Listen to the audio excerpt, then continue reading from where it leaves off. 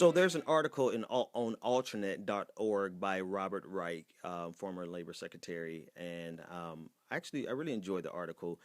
He discusses he compares Donald Trump to Bernie Sanders in really in only one way, and that is the fact that the people who support Bernie Sanders are similar to the people who support Donald Trump, only in this regard that it is a revolt against the ruling class. Now, to understand the ruling class from Robert Wright's perspective, and I actually agree with this perspective, it's the fact that across party lines, I won't say across ideological lines, because to me, ideology is what really separates us. Political parties is just kind of a catch-all, almost like someone tweeted me that it's like a football team that people who don't even really know the team, they just live in the city, they identify with that team. And it's kind of like a mascot. So, but across political parties, you have one ideology that is represents the ruling class. That ideology includes the corporate support for corporate welfare, trickle down economics,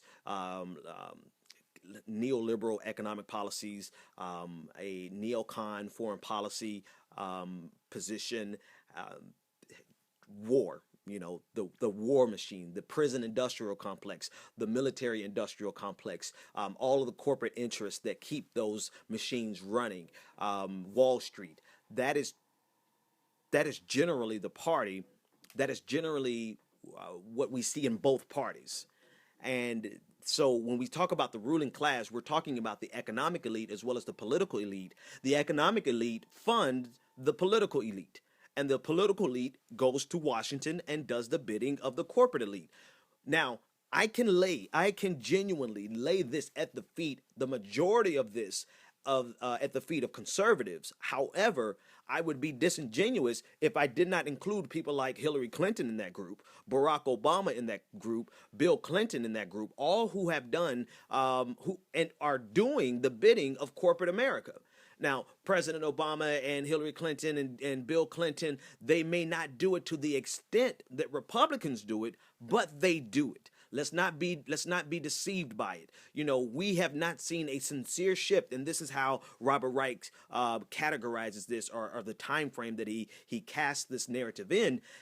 We have not seen a significant shift in the last 30 years post Ronald Reagan. And I'm telling you, I mentioned this. Robert Reich mentions this. Elizabeth Warren mentions this. That is a flashpoint in American history when we made a hard shift to the right towards corporate welfare, towards servicing the elite, the economic and the political elite, versus serving the middle class.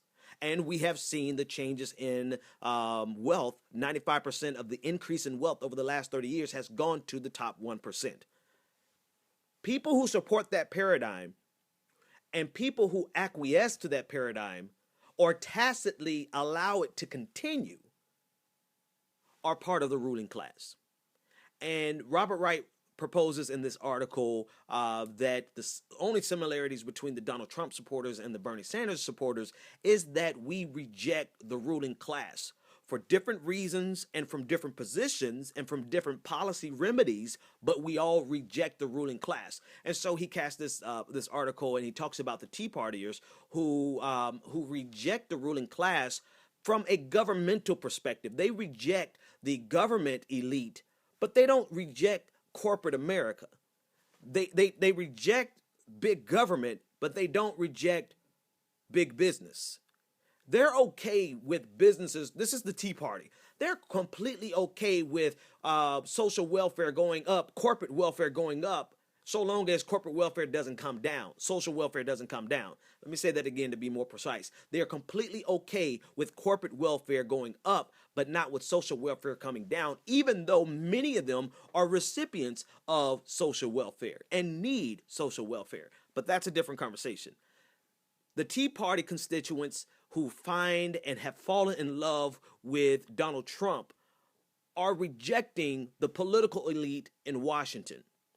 Whereas the Bernie Sanders crowd, the people who have fallen in love with Bernie and they feel the burn, they're rejecting the establishment in Washington, but they're more so rejecting Wall Street, and they're rejecting the corporatization of America. They're rejecting this economic paradigm that is profiting the top 1% tremendously so, while the rest of us are out here scrambling trying to make our incomes that have not grown substantively over the last 30 years. We're trying to make it stretch.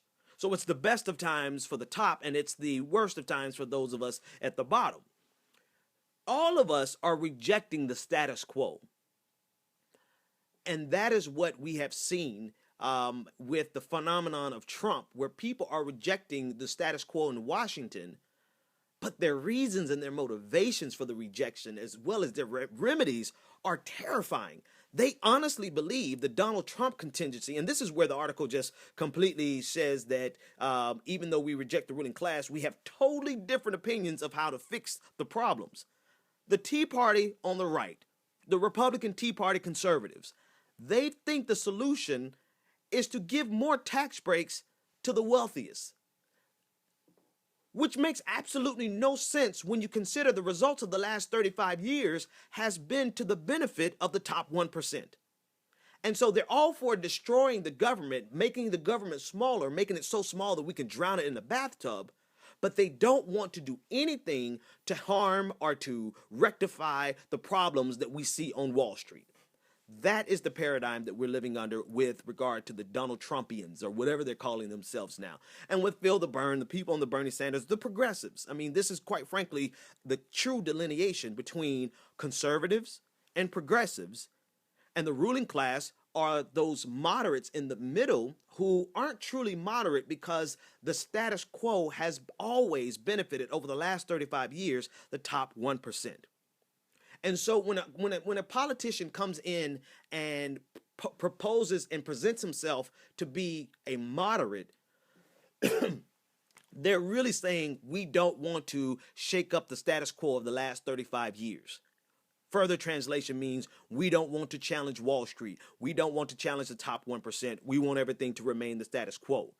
And we don't want to shake up things in Washington and change the way things are done in Washington. I think it was a great piece by Robert Reich saying that the people in general, the average American, we are rejecting that paradigm. We are rejecting it and saying that enough is enough. Washington must change, yes, but corporate America and the relationship that corporate America has to Main Street, the relationship that Wall Street has to Main Street, that must change. And that we all must be in this boat together, and we all must carry our fair share of the weight. That is what Robert Reich is saying. And now, so the ruling class has to make a decision, because even if, let's say, Donald Trump doesn't win, God forbid he ever does become the president, and let's say Bernie Sanders doesn't win, then it does not end the conversation, which I think is very key. The conversation does not end here because we're actually pushing it even further. What has to happen is the ruling class, and this is from Robert Reich, has to change how they rule, or else they will no longer be able to rule.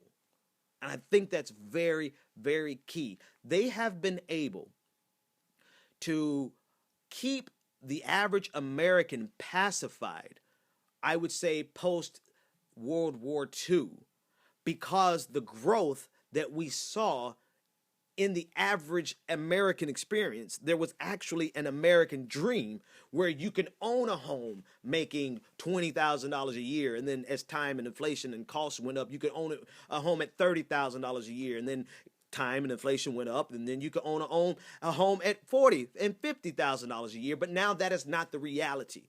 It is clearly not the reality. The American dream has been sucked and turned into a nightmare, and everyone is standing on the periphery saying enough is enough. Now, the solutions that Donald Trump proposed and the solutions that the Tea Partiers want actually will make the problem worse, which absolutely makes no sense to me.